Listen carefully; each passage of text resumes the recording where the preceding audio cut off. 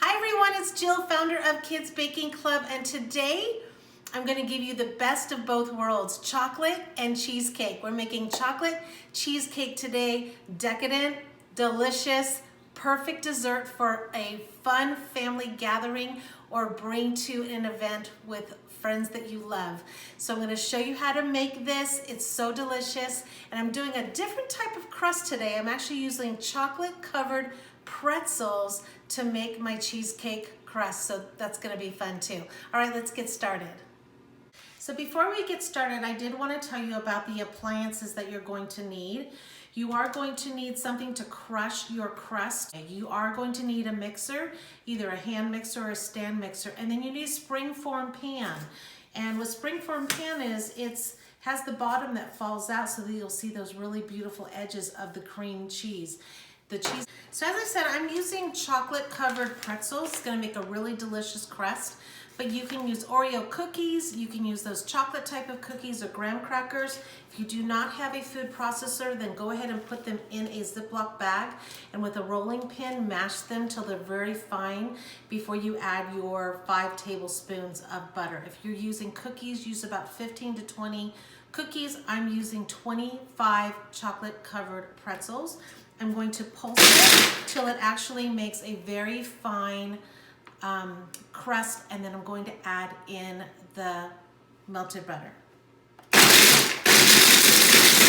Okay, now that I have a very fine crust, I'm going to add in my 5 tablespoons of butter, and I'm going to pulse that till it makes a nice crust that I can actually put into my form pan. I'm just gonna pulse it a little bit. So now that you have your crust, you wanna go ahead and press it in as best you can. You can either use your fingers or you can use the bottom of a glass and press it in as best you can.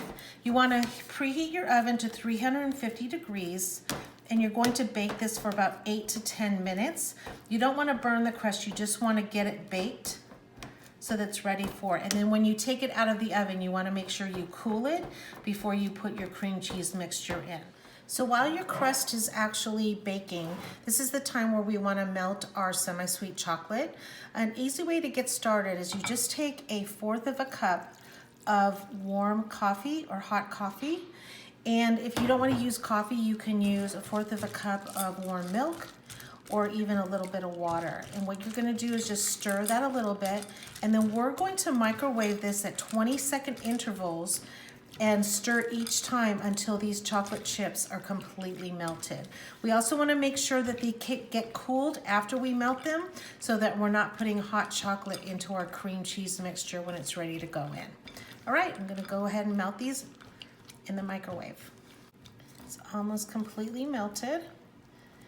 Just stir it till it's a nice consistency, and then we're gonna get ready to mix our cream cheese, beating it till it gets really nice and creamy. You definitely need to start your cream cheese at room temperature.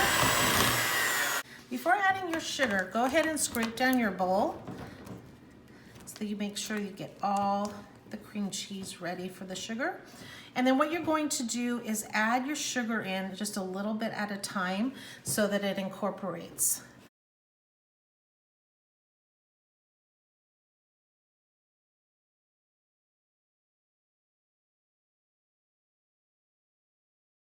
Now we're going to add in our sour cream. The sour cream just makes it give the chocolate a little tangier taste, which I love, and makes the cream cheese a little bit creamier. Go ahead and mix that really well.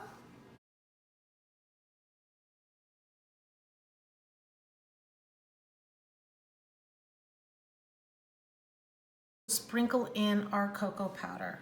It's going to give it a little bit more chocolatey taste.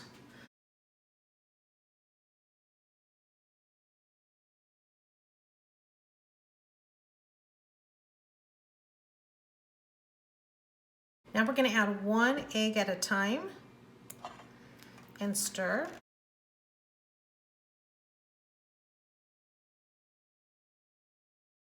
We're going to do that for all 3 eggs until it's completely stirred.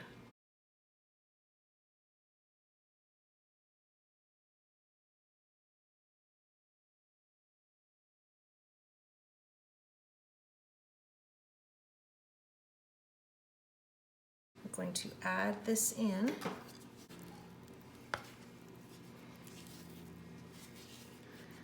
Okay, this looks amazing, smells amazing. Yum, yum. Okay.